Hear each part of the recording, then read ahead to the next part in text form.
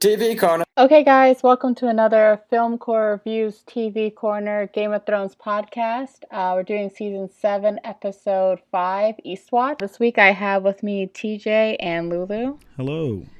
Hey, guys. Good to be Hi, and back. awesome. Unfortunately, last week we didn't have a podcast due to some technical difficulties, but no worries, we are back this week with an equally, I think, exciting episode. I mean, there wasn't a field of fire, but there was a field of secrets revealed. They burned too, man. For this episode. So yeah, there was some post field of fire. So to be fair. Yeah. All right. Well, speaking of fire, let's start with some toasty Charlies. Bronn and Jaime managed to escape Dany's clutches through Lake Ex Machina. I was pretty surprised by that, to be honest. I expected there to be some sort of scouts, but whatever. Dany asked the rest of the surviving Lannister soldiers to bend the knee, and Randall Tarly and Dickon Tarly refuse, which results in them becoming Dragon Barbecue. I mean, did you guys agree with Dany's decision, or were you on Tyrion's side? Because Tyrion was like, please don't do this. I think she said what she was going to do. She can't look weak, and this was the only way. And I think Tyrion is a little too soft for this, and I don't know.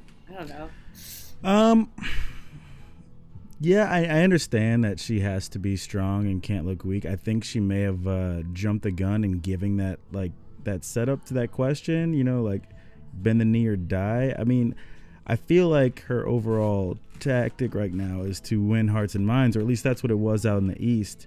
And if she's trying to convince some people that she's not her father, I mean, maybe beheading would have been a little more, normal to them, and they would, but to burn them to a crisp, father and son together staying there, I thought it was a little harsh. I know there's reservations because her dad was the Mad King and he himself was, mad.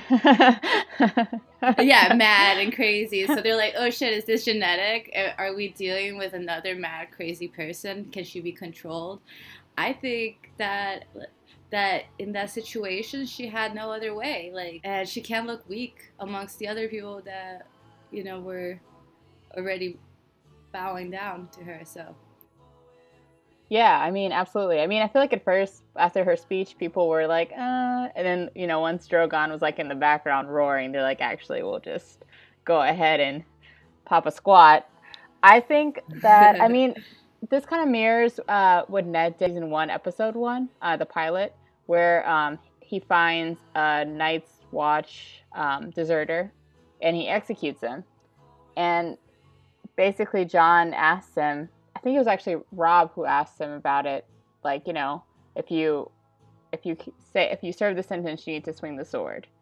And basically the common law is if you're a traitor, you're often sentenced to death. I mean, that's just what it is. I mean, she gave them a choice. They had plenty of time to change their minds, and it is what it is. Well, yeah, to be honest, there definitely did need to be the dragon element, to be fair. It seems kind of wasteful of the dragon card. You can't be throwing Drogon on every task, like, Drogon, yeah, I can't open this jar of pickles. Like, chop the heads like everybody else. Drogon wants to play. Play. He wants to burn. He played people. So much though. He burned like hundreds of people. I get it. She's like Mother of Dragons. That's fantastic. But and I support her still. But she's kind of making she's on a slippery slope to ruling through fear as opposed to like having the people on her side. I mean, these were Lannister men. So to say, bend the knee or die. I mean, why even make the speech in the first place that I'm not my father, I'm here to...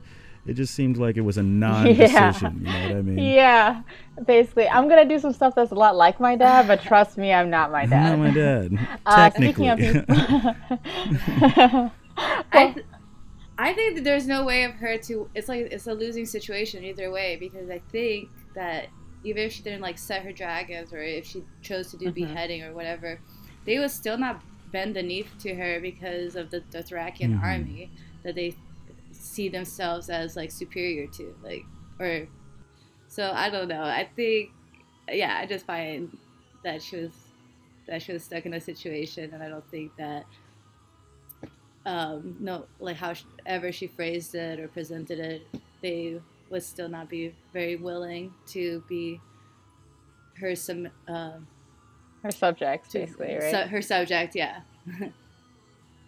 Well, speaking of people who are just like their fathers, we have Jaime breaking the bad news to Cersei in King's Landing. Well, I don't know if it's bad news, more neutral news. The Golds already made it to King's Landing. They already have the money to employ sellswords. What sucks is that they lost so many men.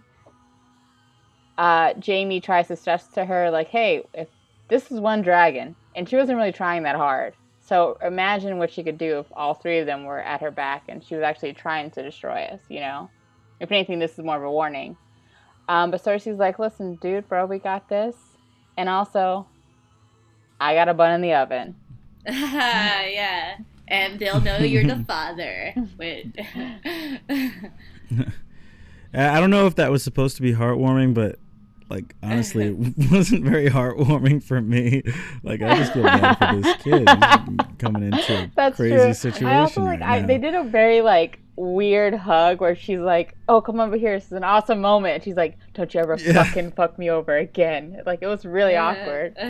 Right. Yeah, you gotta mix those in together, like sensuality and threat.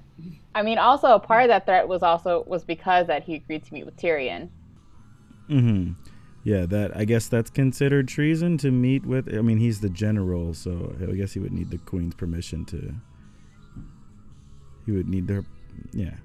Are you gonna punish Bronn? Do you think she's gonna actually make him punish Bronn? I thought the next shot was gonna be like Bronn in a cell somewhere, to be honest, but I don't think so. I think Bronn kind of already hinted at, like, listen, if dragons come back again, I will not be here. Do not count on me. I am not your guy. So I'm pretty sure Bronn's gonna be out there pretty soon. Like, yeah, be upfront. That's what it's all about. But speaking of the people who got Tyrion to meet Jaime, I guess there's really nothing to say about their whole meeting. Like, a little emotional. He's saying, "Hey, we got White Walkers coming. We'll bring one to show you." But what's even more interesting is the side quest that Sir Davos goes on, which takes him to Flea Bottom to find. Oh my God, I was so excited. Gendry, finally. Yeah, I've been waiting for him for 3 seasons now. I like that they threw in that little rowing joke too.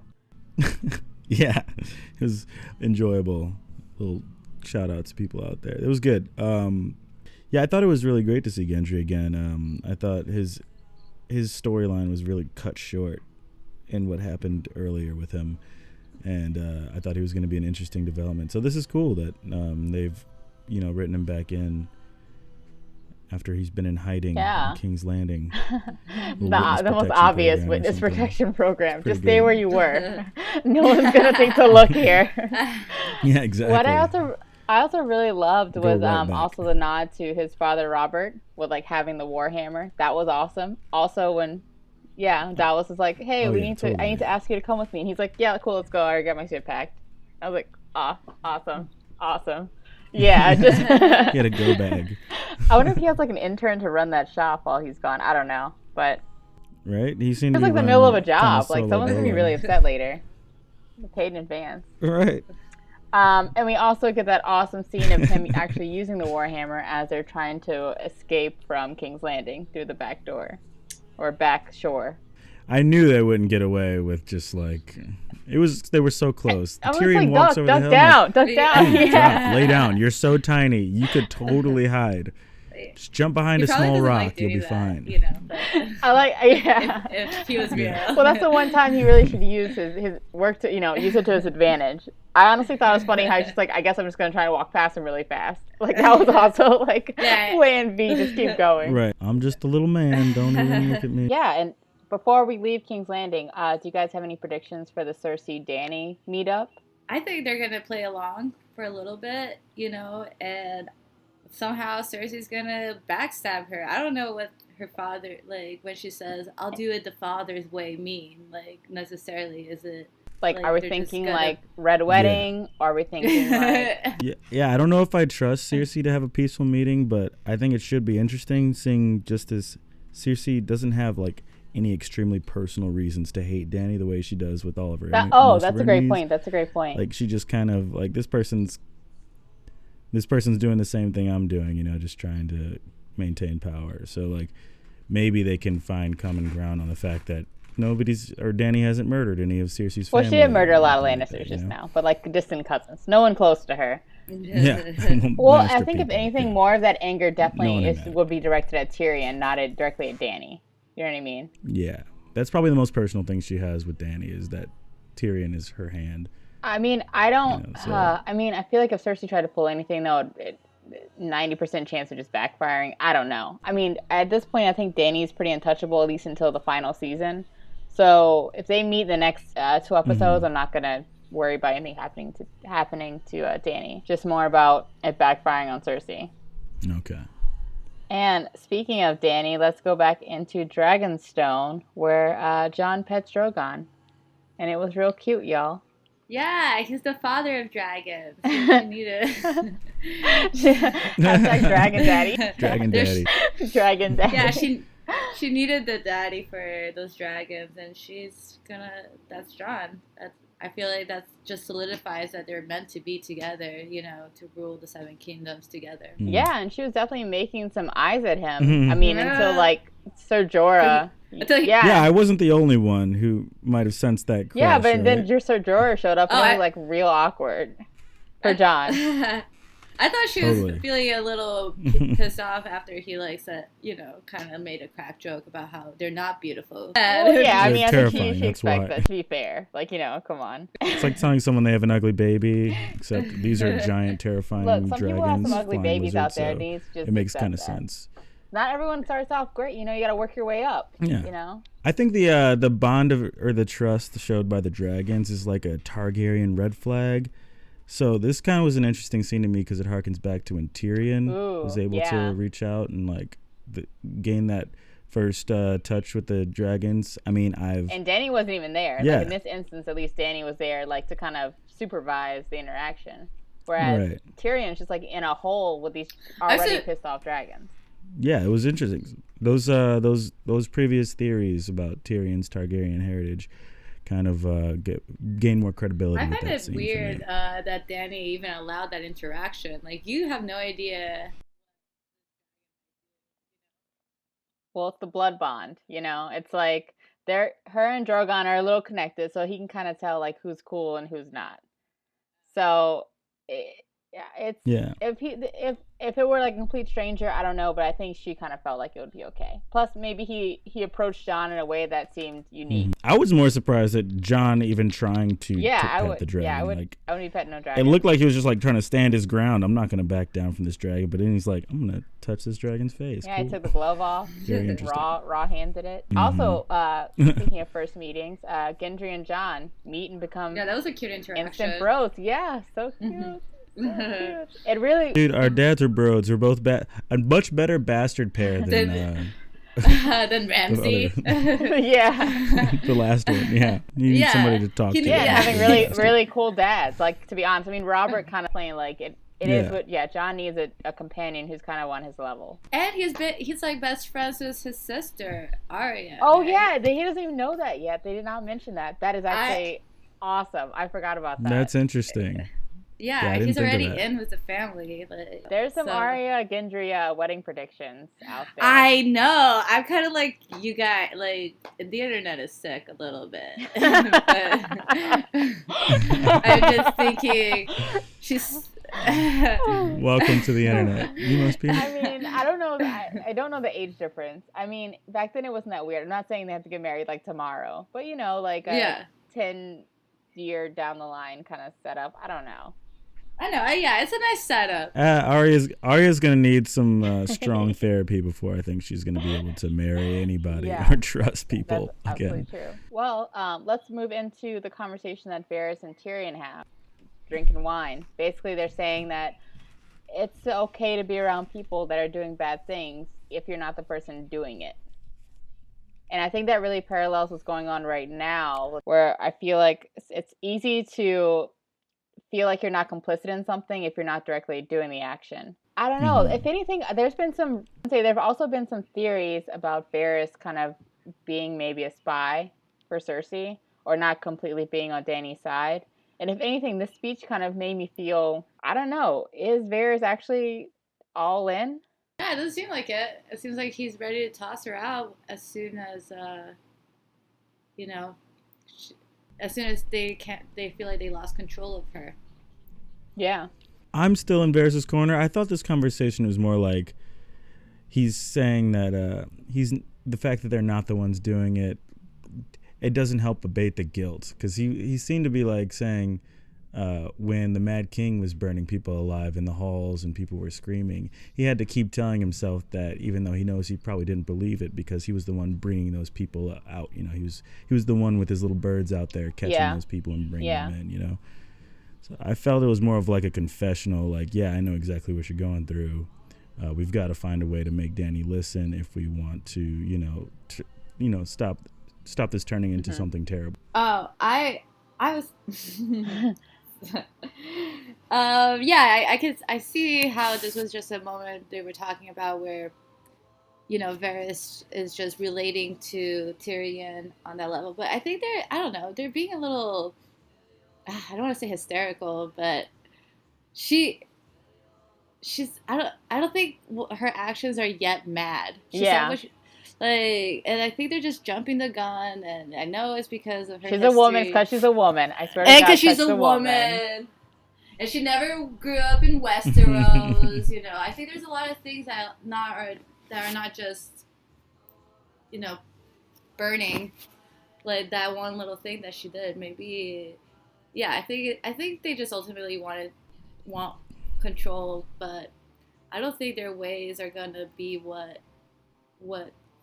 are gonna be the successful way of getting what they really want. I think that in this world, you need to use force and and employ restraint. Yeah, for sure. Yeah, I think she has restraint, and I think So Jon gets a raven from Winterfell saying, guess what, Arya's home, and Bronn just got a vision that the Night King is getting real close to Eastwatch. At this point, Jon's like, listen, we really don't have time for any of this throne stuff. We just need to team up, and you guys can work this out later. Dany's a little pissed, but is like, you might be right. How are we going to convince Cersei?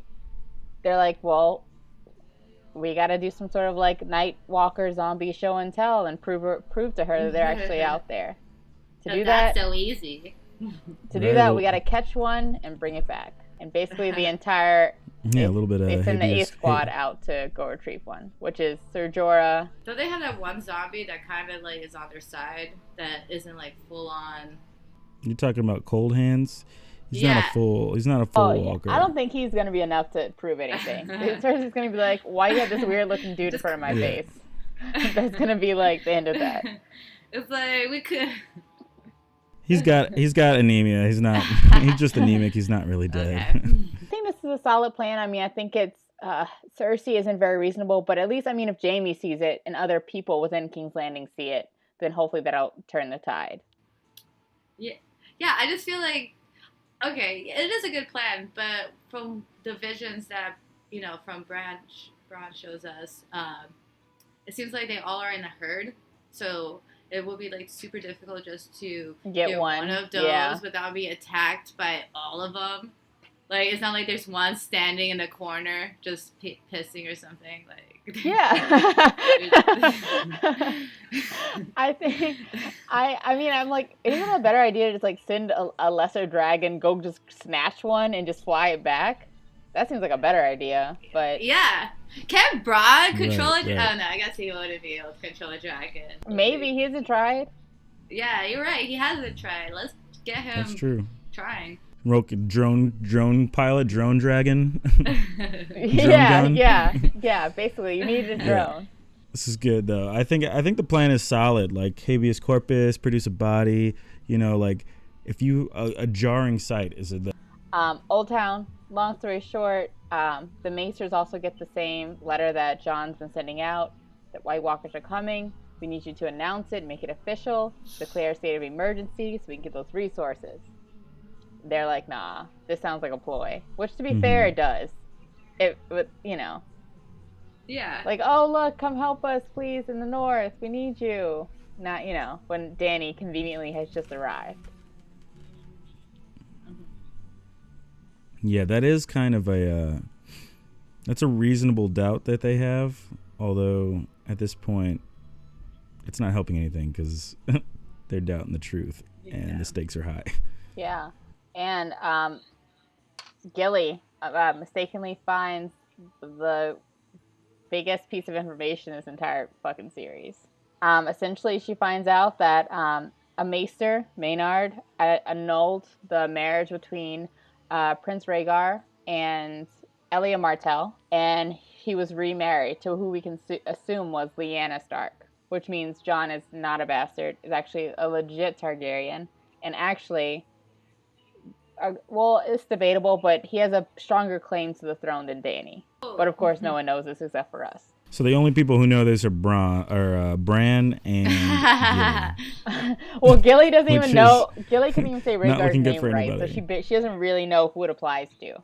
Bran, I think, knows that Jon is Lyanna's son, but I don't know how much other knowledge he has about who the father is and all the marriage technicalities going along with it.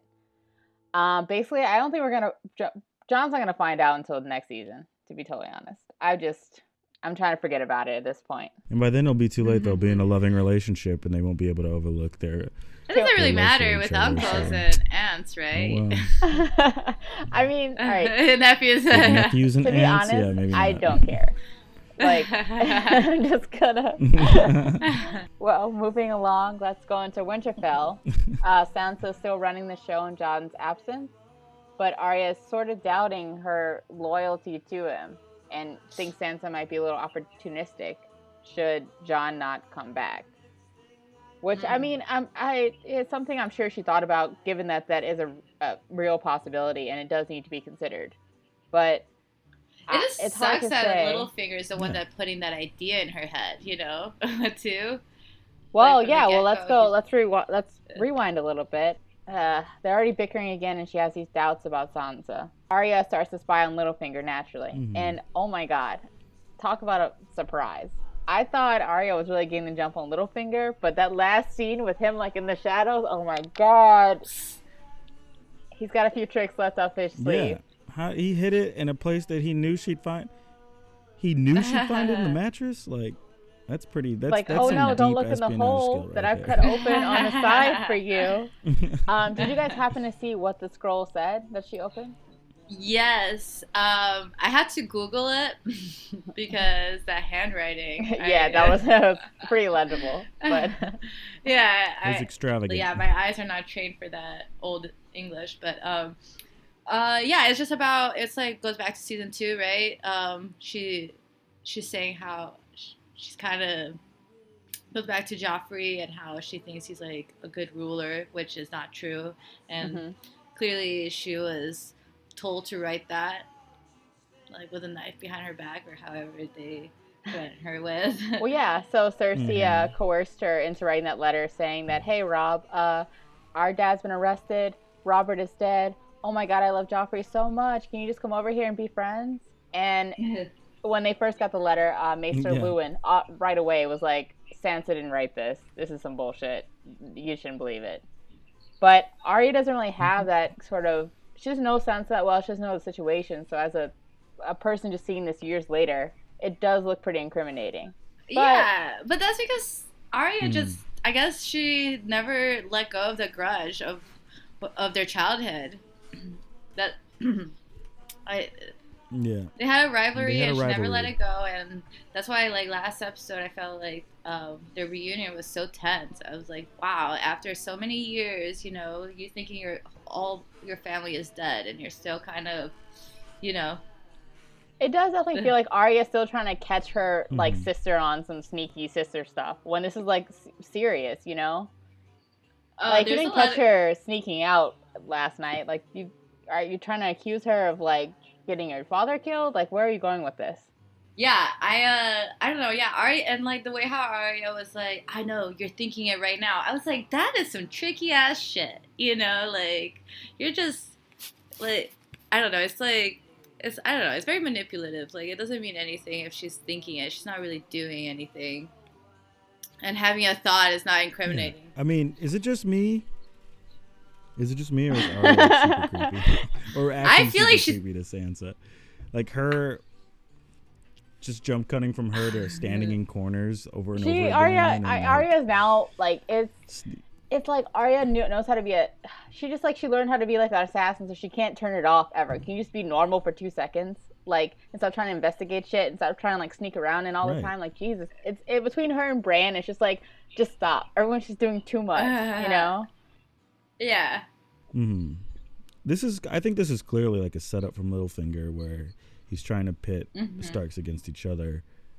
And, like, I don't think Sansa knows anything about this. He put on a little show saying, Lady Sansa, appreciates your service. He's putting on a show for Arya, clearly, by the end of the scene. We knew that. So I think Littlefinger is crossing a line, and he's going to catch that little dagger. Catch the D.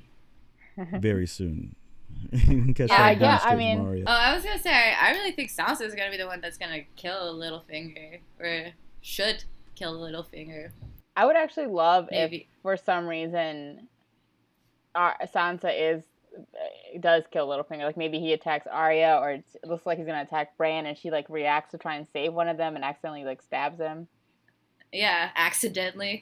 Air quotes. Well, she already accidentally pushed. No, that was him who pushed her aunt. Lysa through the moon door, so maybe she'll push him through a window. I don't know, but we still got 2 more episodes this season, so I mean, Littlefinger obviously still has a few more tricks up his sleeve. I'm all for them. I want to see all of it. I want him to go out with a bang. You have a weird crush on Littlefinger. I mean, Armani. You tell that that creepy dad vibe. He doesn't love that. He sounds like... Yeah, I can see how that's incredibly sexy. He's so slimy and so gross. I love it. Oh god. Well, let's keep going north to the Wall. Team Jon arrives at Eastwatch. They meet up with the Hound and Beric Dondarrion. Basically, if you don't know this, Gendry hates Beric Dondarrion because the Knights, the Brotherhood Without Banners, picked him and Arya and Hot Pie up. And he's the reason that Gendry got sex tortured by Melisandre, if you guys remember that. I don't know. I think Gendry it was nothing. What did she really do? I mean, she burned the little girl alive. He got off lucky. All he did was get laid. Yeah. Those are hickeys. Right? Like, there was yeah, sex torture. So you people pay for that. He knew the safe words. He could have used them. Yeah. So now we've got our A-team formed, headed up. They're going north of the Wall. I am really terrified. We've got like our best fighters going, but also someone's gonna die for sure. Oh my goodness. Who should we bet on? Like, dude, the Hound done. I'm saying the Hound. You're done. Okay, I was gonna say Gendry. Nah, they're not gonna kill him. I'm hoping he's back. I'm hoping Beric Dondarrion dies, but then gets resurrected. But he's like kind of like a spy in the dead army, because like nobody knows that he's not actually dead. But I'm really excited for this little team up. I am very excited. I am. Oh my god! How likely do you think Dany's gonna show up with the dragon? Oh my goodness! I hope she does. Like, it looks like from the little episode preview that things are not going to go exactly according to plan, or not as cut and dry as it should be, and they're going to end up like catching one on the run and what is their plan to get back? Okay, so you attract them, they start running towards you, you snatch one. Where do you go? You want to wait for the gate to open? Are you jumping to a boat? Like, what is the plan? Once you get it, you got to get out of there really quickly. So right, yeah. And those things run fast, and it seems like they're a hive mind. So bringing one, because the way they fought when they battled them north of the Wall, like they work as a hive mind. So it might be even dangerous. That's what I was thinking. I was like, there's no one that's like just chilling and like, oh shit, like I went there in the corner and now I'm all alone, and I an mean, easy target. Like there's no easy target in this quest. It's I really don't know how It's they're not gonna like like get to the Go ahead. herd and then get back from the herd. Like they're just too smart. Like if this is like an actual zombie situation, like The Walking Dead, I would say yeah, that's you could do that. But like this, I mean, yeah, like you mentioned, they're a hive mind. They're all really connected. There's a really smart leader. Like I don't know. It's not looking good. yeah. It's just not looking Yeah, good. the only way I feel like is Danny shows up with her dragon and gives them backup and flies them all out of there. Or flies. You know? What if Just picks everyone one off. except for John lives? Like what if John is like, help me, Drogon, and Drogon like hears the Targaryen call and just like comes to rescue him? Yeah, probably. That's a good call. You know, like Yeah, maybe he set up that Or blood wait, connection. wait. What about this? Hold up. What if they actually don't get one of them dies, and that's how they bring one of them back? Like someone makes it into the Oh, they just resurrect. Yeah, that's a really good one. the Hound carries a dead like, body or maybe back, it's and the then Hound, it and raises he's up. undead, and the Mountain's undead. That'd be fucking crazy. We got two undead Cleganes. Oh yeah, Yeah. Undead Brothers fighting it out. I wonder if they'll still have that brotherhood, that brother rebel. That I mean, yeah, brother that against actually brother maybe no, thing. that sounds more possible. Yeah, But then just dead honestly, bros they could have fighting just it like, out. listen, That'd be we should great. just kill someone now and save ourselves the journey to find the other actual ones. I'm really hoping for a bottle episode for this little quest. Like, this excursion needs to be the entire episode. We've had a lot of big episodes over this season, so it's going to be nice and kind of refreshing to just not something that changes up what's going on in the plot too much, not some crazy plot points, but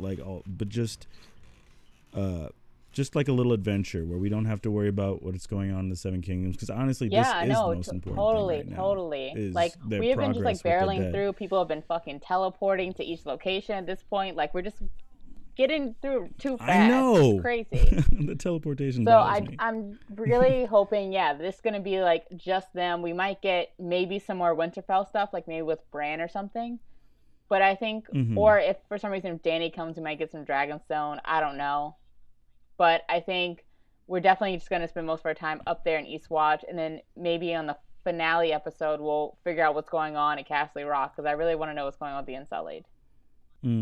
True. Yeah, they're still over there. What are they, like, sieged right now? Landlocked? Yeah, they're just chilling, I guess, at this point, really. I don't know. Right. Also, no Euron this episode, which was kind of a bummer, because I really like when he's on the screen. He's just fun to watch, but... Yeah, I actually, I like think to our know what final he's up to. episode is probably going to be, like, what's going on with Euron and Yara. It's rumored that, actually, he has her on the Silence, which is his ship, which is going to be fucking badass. We get to see it. Basically, it's armed by mutes. Like, he cuts out these guys' tongues when they work on his ship. That's why they call it the Silence. Oh my And god. the deck is, like, painted red to, like, cover all the blood stains. It's fucking crazy. Oh. It's so sick. So, hopefully we'll get that at the last episode. But this next gonna be episode will awesome. just be all about the North. For sure. Excited Yeah. too. I'm really excited. Well, thank you guys so much for jumping on this podcast with me this week. I'm super stoked. I'm really sad because we only have 2 more to go, but, you know, take what you're given. Yeah. Don't even talk Yeah. about it. Okay, We have well, to mention I'll that. pump- You could just, I'll pump the brakes. pretend to... Yeah. Pretty pumped. Yeah, thanks for having me. Thanks a lot for having me. Thank you guys. Catch you next week.